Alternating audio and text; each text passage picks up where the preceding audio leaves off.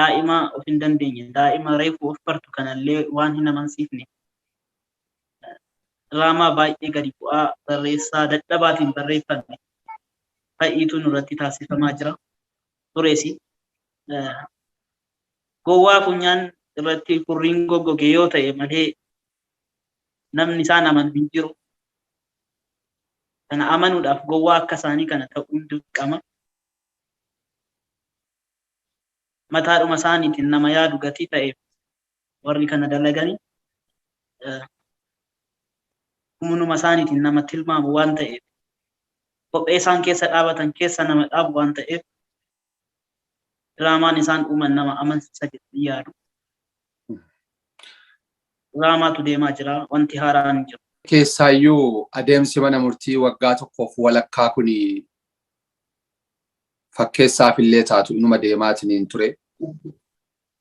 Waan himatamu irratti, waan abbootiin halangaa haasoo waan irratti, waan manni murtii deebisu irratti, waan himatamtoonni deebisanii faccisan irratti maaltu ture? Fakkeenyaaf mi jalqaba diraamaan kun gaafa eegalu xilaahee yaamii, xilaahuun waamii, something waan jedhu iskiriiptii mayyuu dubbisuu dadhabuurraa kan ka'e wantoonni baay'ee mul'atan ture.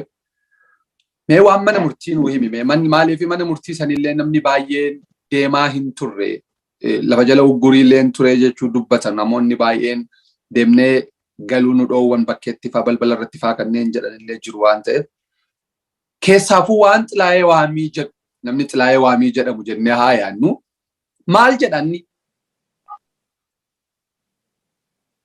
Jarreen kunneen himatamtoonni tokkoffaa hanga arfaffaa jedhaman akkaataan itti himanni itti banamillee nuuf sirrii miti akka maatii personaali ani fudhadhu maaliif yoo naan jette nama bukkee ture nama gaafa rukutamu ani bukkeen jiraayu bukkeen ture nama jedhu himatamaa arfaffaa gootee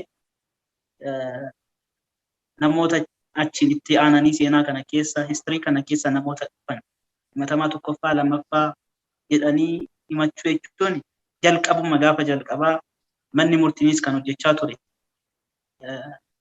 Dhimmi kunis mana murtiitti deddeebi'uun kan barbaachise diraamaa kana jalqabanii akka seeraan xumuranii mucayyoo yakkamtuu sana bilisa baasuudhaaf kan xaaramaa ture. Purposely namoonni aangoorra turan yeroo sana namoonni purposely bakka sana taa'anii mishiinii sana erga raawwatan bakka sana warri kaafaman hin jiru. Yakkamtoota maqaa dha'uu amma dadhabanii waliin dha'anitti dhugaan namaa si harka jira taanaan akkasuma dhugaan namaa yoo si harka jiraate jechoonni illee seeraan afaan keetti hin ba'an. Maybe lubbuu tasa dabartuuf har'a jiraachuudhaaf dhugaa namaa dhoksuun har'uma namaa bulisa malee boru gara fuulduraa nama gaafachiisu.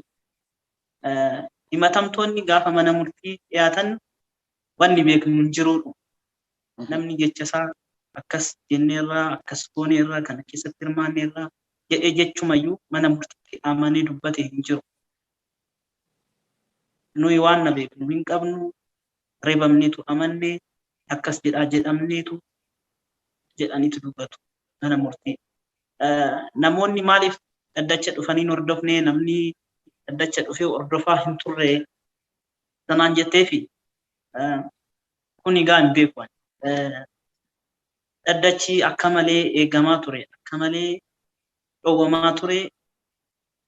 Isuma nu maatii dabalatee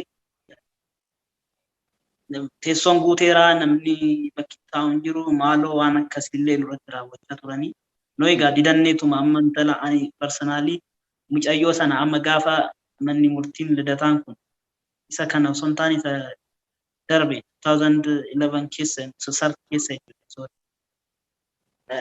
Gaafa bilisa jedhanii ishii gadhiisannaan mana murtii dhaquu dhiise malee amma guyyaa sanaatti ani mana murtii deddeebi'aan turre.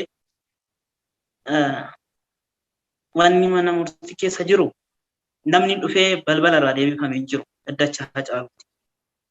Maybe himatamtoota siyaasaa kan biraa irratti deebi'uu danda'u, dhowwamus danda'u. Dhaddacha Hacaaluu irratti garuu namni dhufee hin ta'u deebi'aa jedhamee hin jiru balbala irraa.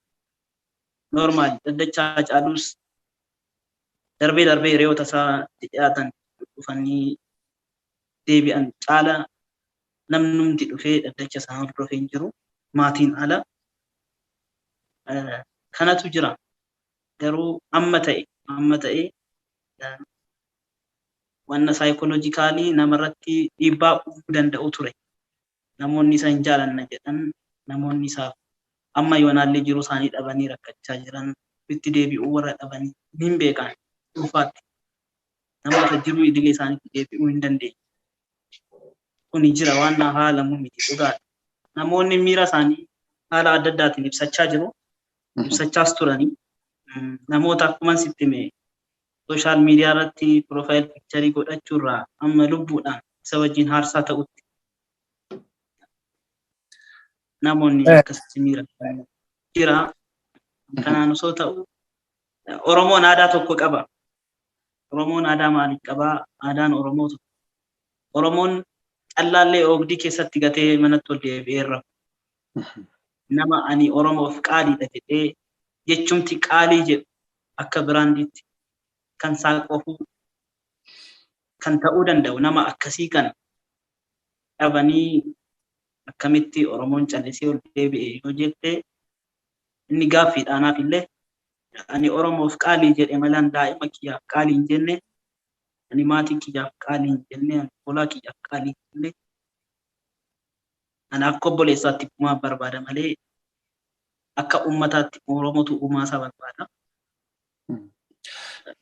Mee Hacaaluun wantoota dubbatu ifatti dubbataa ture. Hammeenna biyya kanaallee hin qabu. Ifatti interviilee garaagaraa irratti taasisaatiin ture. Gaafa Oromoon rakkatu rakkoo Oromoo, dhiibbaa Oromoo, miidhaa Oromoo hin jaallatu. Tariiti inni suni diinota Oromoo biratti ilkaanitti ciniinsisuu danda'a. Maali wanni aarsaa Hacaaluuf sababa ta'e jettee yaaddu atsiisaa? Wanni aarsaa Hacaaluutiif sababa ta'e ifa jira. Ifa jira waan akkas isaa mirgatti qabni ilaallu. Diinni Hacaaluus fagoo hin jiru. By the way namoonni tilmaama ofii fudhachuu danda'u. Ofii isaaniitiif. Ebeeloota akkas godhee ebeeloota akkasii ebeeloodhaa warra godhaniiru jedhamanii maqaa dhaaman keessas dabalatee jiru. Hacaaluudhaaf diinni isaa garaa isaati. Diina biraa qabaatee. Warra Oromoo maqaa Oromootiin ijaaramee Oromoo irratti shira dalaguutiifis hin tolu. Warra immoo ifatti bahee Oromoo faani diina jedhee bilisa of godhee ifa of godhee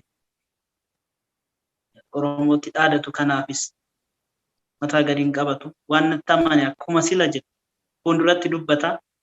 Hacaaluun nama ergamuu danda'u miti. Warra ergachuu dadhabeetu ilkaan itti ciniinnachaa bahee warra dantaa mataa isaaniiti warra fedhii mataa isaaniiti isa ergachuu dadhabantu maqaa hin taaneef maqaa isaaf hin malle bakka inni keessa hin oolle bakka inni keessa hin turre ganda keessaa ba'anii warra gandatti isa deebisaa turan. Nuti harka keenya qaama biraatti qabachuu hin barbaanne. Kuni ifa jira. Maaliif yoo naan nuyi dhaabbannee hawwaaluu hin dandeenye. Akka nuti dhaabbannee immoo hawwaaluu hin dandeenye ka godhe. Bahar Daar irraa miti kan dhufe. Maqalee irraa miti kan dhufe. Miira adda addaa keessa ta'uu danda'a. Miira sana garuu dhuguma Oromoodha yoo ta'e Oromoon safuu beeka. Aadaa mataa isaatii qaba. Akka barbaadetti yaa'u adeemsa mataa isaatii qaba.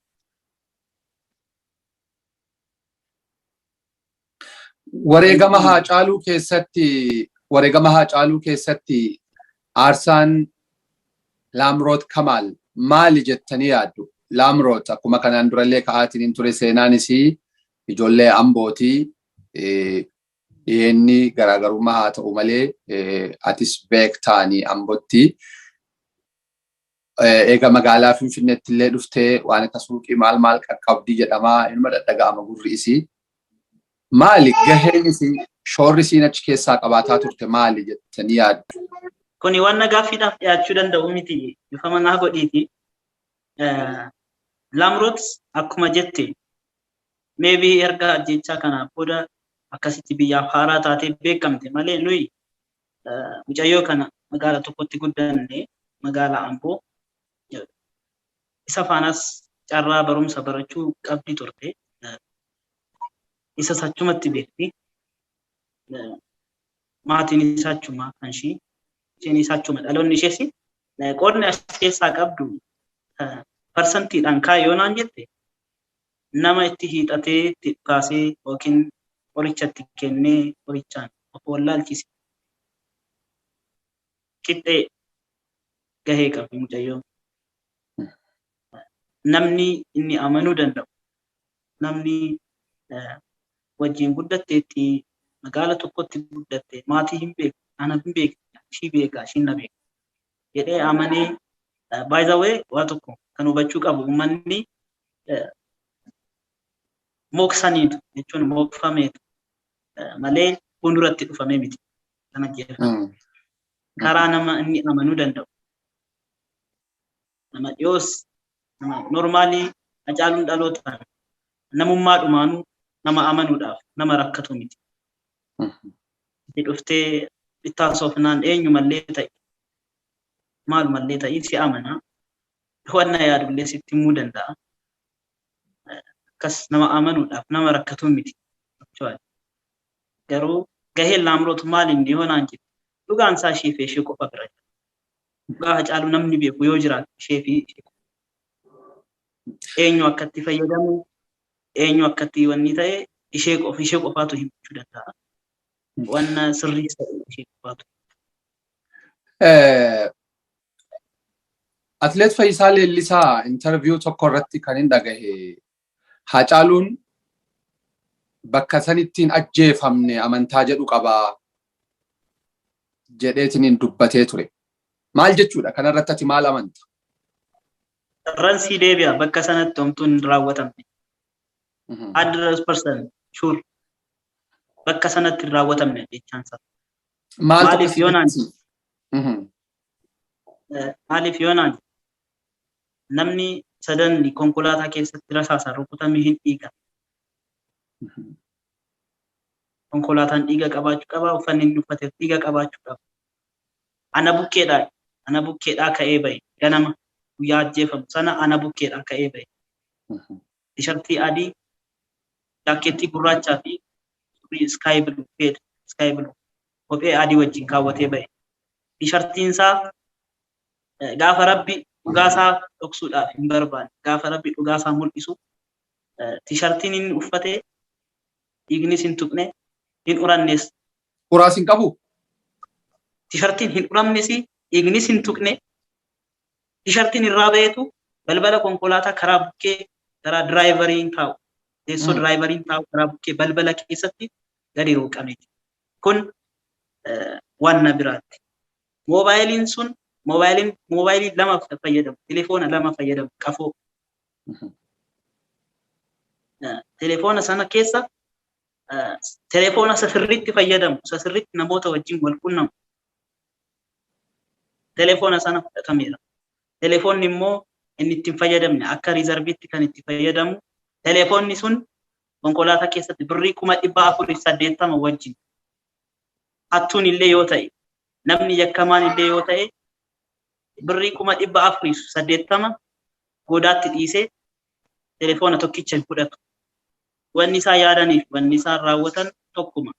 Naannessanii isaan karaa mataa isaaniitiin karaa barbaadaniin intala kana bilisa baasuu barbaadanii isas milkeeffataniiru. Garuu dhugaasaa waaluun hin danda'amu. Warri yakka kana keessaa dalaganii warri yakka kana keessa harka qabaatan hundi hin gaafatamu. Dhimma yerooti.